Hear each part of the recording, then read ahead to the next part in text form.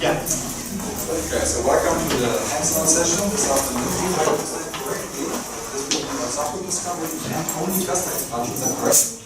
Or is there something, a third thing that to invite you? So the way I thought is I could give you a quick overview of how to enter the software discovery tutorial. Generally give some ideas of what to try out, 5 to 10 minutes. And then perhaps if you also have something to present. Yes. Because the idea would then be potentially that not everyone is only doing sample discovery in the beginning and afterwards only cluster expansion, because then it would tear our attention too much. So it's better that you somehow do whatever you like first. Hopefully roughly distribute 50-50, because then it's more efficient. I can get more people during that hour if there are any questions. So to try the sample discovery, I'm sure you all you know how to get to this page right now, right? And then you also have your Analytics Toolkit account that you might need. Then the sample discovery, once you are at this page, verschiedene Ihnen, you find it in the crystal structure prediction setting, and that's work for you, so I use it further.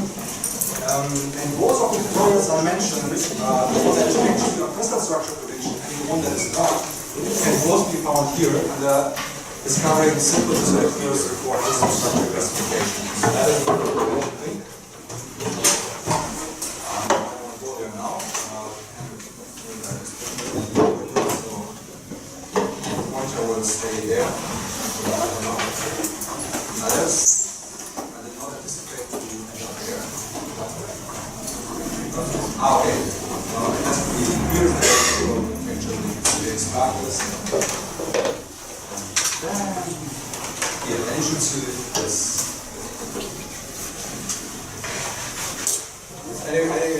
Everyone get to this point? Not yet? Okay, so let's give it a minute.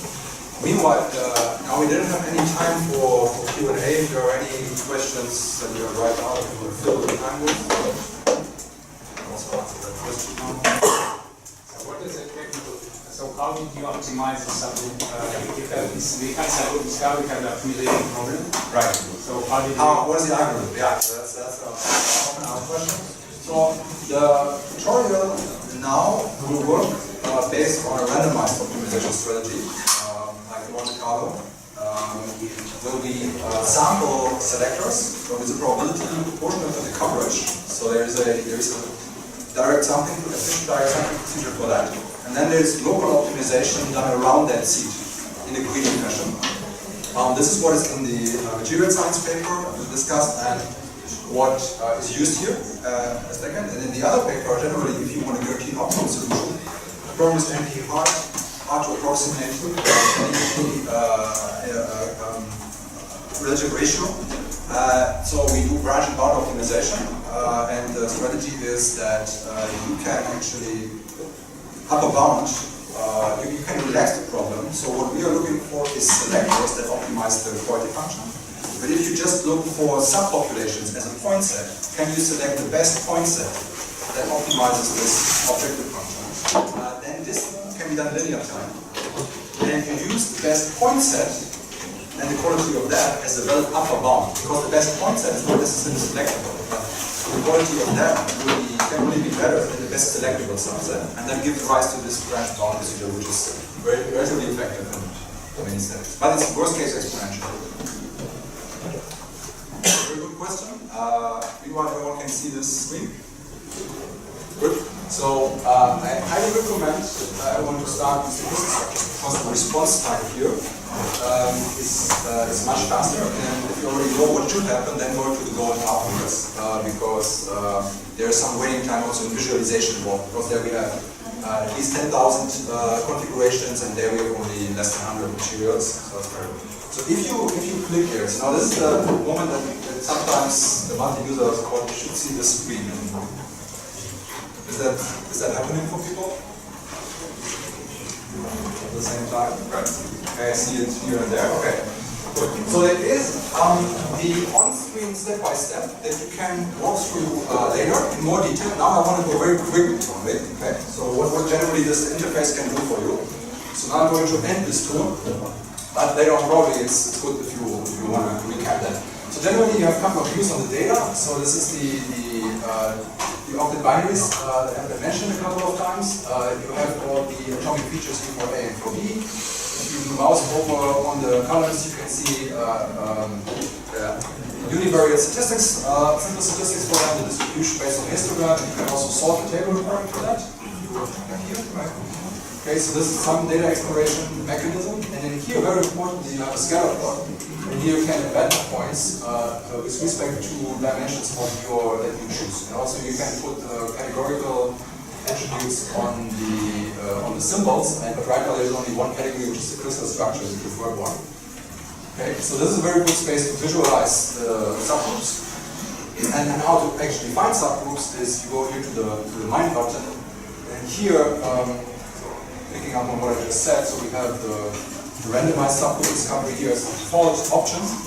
And under this category, pure subgroup discovery, you essentially find the variants that I have mentioned during the talk. And I think it's a very good starting point to just rediscover the patterns that I have shown in the presentation at the start. And these, so-called pure, because the objective function is really on the reduction of uncertainty. So here, for instance, if I use the sign of the delta as the target variable, so here I can choose my target variable, I can switch to actually do the numeric later on.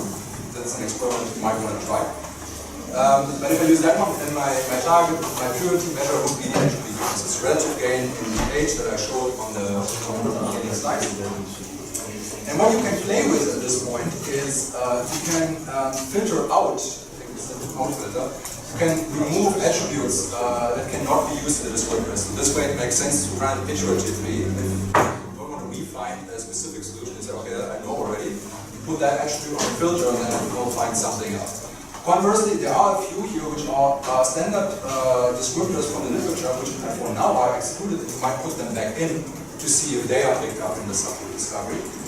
And then finally, one thing I want to point out, I said we always have this product of coverage times effect, and here the nomenclature is unfortunately pretty different.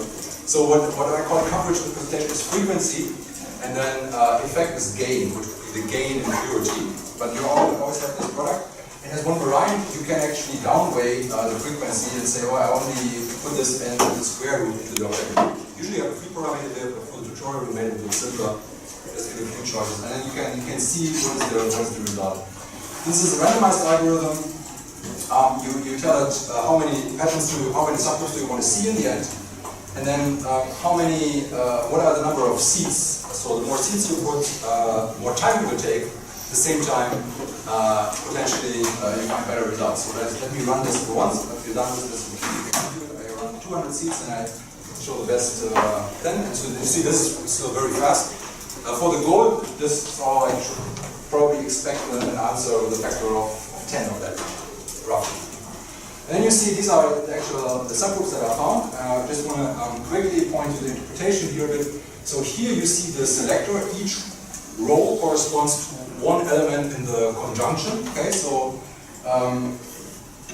so this one has the radius of the s orbital of an A component larger than that, and then you have this EN, which I right now forgot what it actually is.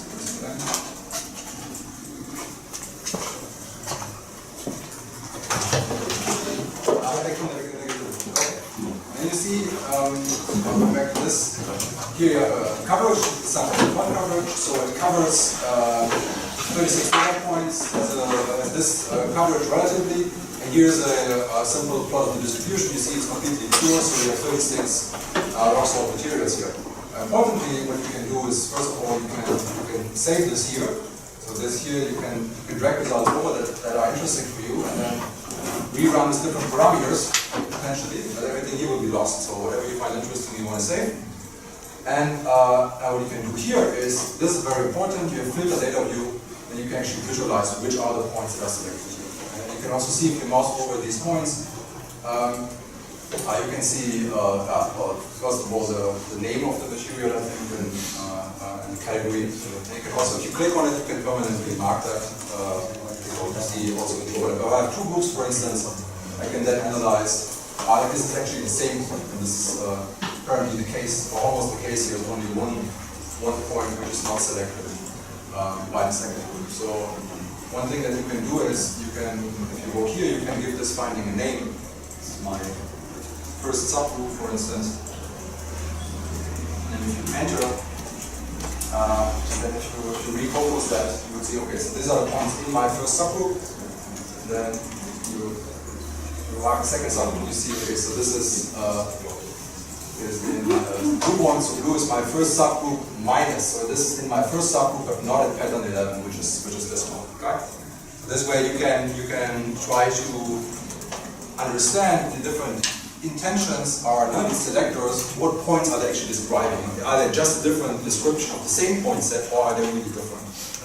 So all of this is a nice toy example, only 82 points, so it's very, very good to get started. And later, if you move to the gold, you will see that these questions will also be harder to see by naked eye. But I think, yeah, for an introduction, that should be enough. You can just try out. So again, with this algorithm here, you should be able to find, if the seed number is high enough, the same patterns that I showed in the overview. If you're curious about other modes of subgroup discovery that you also want to try in the small, there is also exceptional subgroups.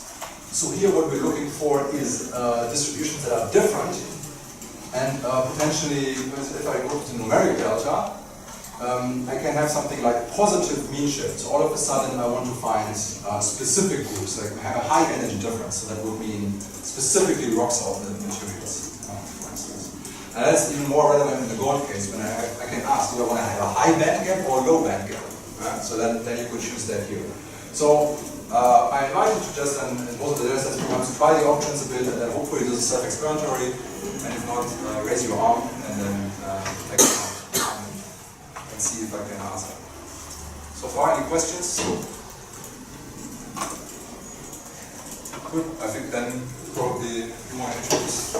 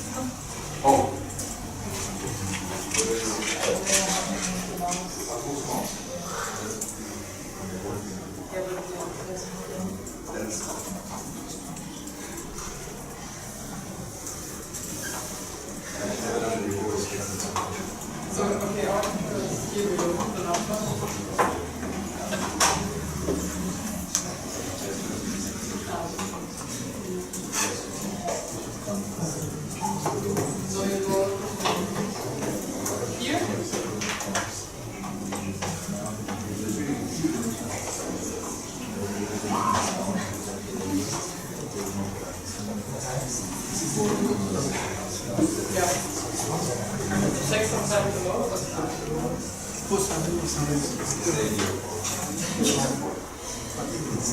Okay, and then you find a short description, background, instruction, and settings.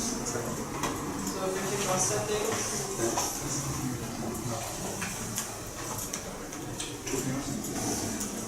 you can choose several parameters for your cluster expansion, and after you modify them, you can run and see what it is about. And if you have any questions about that, Santiago, Monty, and who are here to answer.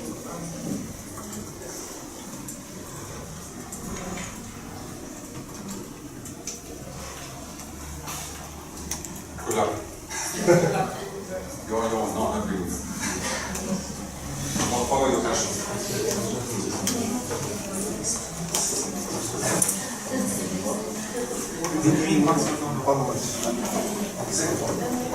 So,